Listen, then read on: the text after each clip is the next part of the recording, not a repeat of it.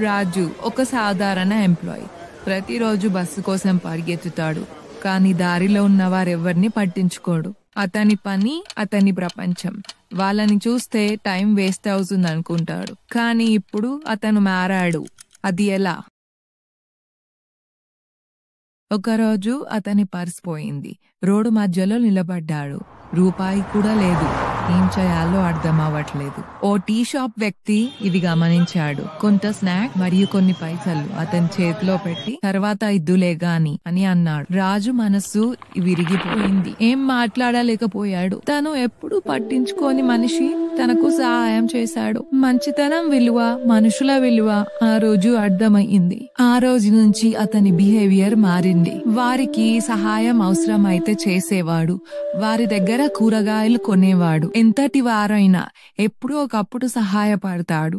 కాబట్టి చిన్న చూపు చూడొద్దు.